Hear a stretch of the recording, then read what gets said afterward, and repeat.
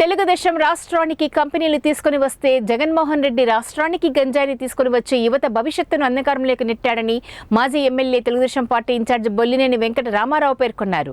మింజమూరు పట్టణంలోని అరుంధతివాడ వడ్డేపాలెంలో బాబు షిరెడ్డి భవిష్యత్తుకు గ్యారంటీ ప్రజా దీవెన యాత్రలో అంబేద్కర్ విగ్రహానికి నివాళి అర్పించి ఇంటింటికి తిరిగే ప్రజల సమస్యలు అడిగి తెలుసుకున్నారు. వారికి తెలుగుదేశం పార్టీ అధికారంలోకి రాగానే టీడీపీ జనసేన రూపొందించిన ఉమ్మడి మేనిఫెస్టోలోని సంక్షేమ పథకాలను సమర్థవంతంగా అమలు చేస్తామని అన్నారు. ఈ సందర్భంగా ఆయన మాట్లాడుతూ దేశంలో ఎక్కడ గంజాయి పట్టుబడినా దాని మూలాలు ఆంధ్రప్రదేశ్లోనే ఉండటం జగన్ రెడ్డి అరాచక పాలనకు నిదర్శనమని అన్నారు. వైసీపీ నేతల కనుసన్నల్లో రాష్ట్రంలో గంజాయి విచ్చలవిడిగా స్మగ్లింగ్ జరుగుతుందని అన్నారు. డిఎస్ఏ పేరుతో ఎన్నికలను దృష్టిలో పెట్టుకుని జగన్ రెడ్డి కొత్త డ్రామాకు తెర తీశారని అన్నారు. ఇప్పటికే ఎస్సీ, ఎస్టీ, బీసీ, మైనారిటీ అన్ని కులాల వారికి ఇంటింటికి డోర్ టు డోర్ వెళ్ళటం జరిగింది. దాదాపుగా 3000 ఇళ్ళు పైన ఈ మింజమూరు పంచాయతీలో తిరగటం జరిగింది. ఇంకా మెయిన్ టౌన్ ఒక్కటే ఉంది, మెయిన్ బజారు, ఆ మెయిన్ ఊరు మాత్రమే ఉంది. దాన్ని కూడా త్వరలో కంప్లీట్ చేస్తాం.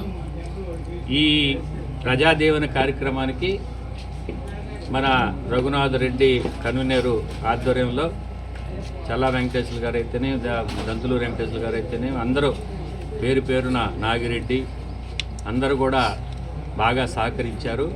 వీళ్ళందరికీ మనస్ఫూర్తిగా ధన్యవాదాలు చేస్తూ దీన్ని సక్సెస్ చేసిన తెలుగుదేశం పార్టీ నాయకులకి, కార్యకర్తలందరికీ కూడా హృదయపూర్వకంగా వాళ్ళకి నమస్కారాలు తెలియజేస్తున్నాను.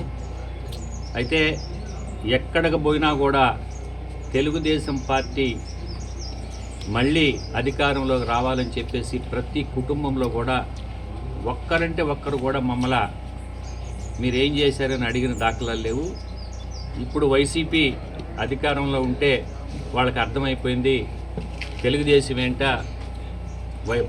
వైసీపీ ఏంటి అనేది పూర్తిగా అర్థమైపోయింది.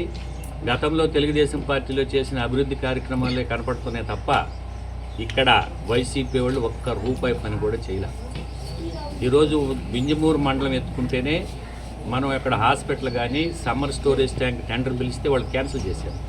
అదేవిధంగా సబ్స్టేషన్ కానీ ప్రతి గ్రామంలో కూడా సీసీ రోడ్లు స్వాతంత్రం వచ్చిన తర్వాత ఎప్పుడు ఇన్ని గ్రామాల్లో సీసీ రోడ్లు ఎవరు వేయలే. అది తెలుగుదేశం ప్రభుత్వం చేసింది. రాబోయే రోజుల్లో మళ్ళీ ఏవైతే ఇక్కడ కొరవలు ఉన్నాయో అవన్నీ కూడా మేము కంప్లీట్ చేస్తాం. తెలుగుదేశం పార్టీని అధికారంలోకి తీసుకురావాలని చెప్పి ప్రజలందరినీ కోరుతున్నాం. ప్రతి ఒక్కళ్ళు కూడా దీనికి సిద్ధంగా ఉన్నారు. ఈరోజు రాజధాని లేదు, రాష్ట్రానికి రాజధాని లేదు. భావితరాల్లో భవిష్యత్తు యువతకి ఉద్యోగాలు కావాలంటే రాజధాని కావాలి. ప్రతి ఒక్కళ్ళు యువత కూడా ఇప్పుడు రోడ్ల మీద కనపడితే చాలామంది అన్నారు, గతంలో పొరపాటు చేశాను సార్, జగన్మోహన్ రెడ్డి నమ్మాం, ఆయన ఏదో యువకుడని ఏదో పొడుస్తాడని చెప్పి మేము ఓట్లు వేసాం మా తల్లిదండ్రులకి చెప్పి. ఈసారి ఆ పొరపాటు చేయం సార్, మళ్ళీ చంద్రబాబు వస్తేనే ఈ రాష్ట్రానికి భవిష్యత్తు అని చెప్పేసి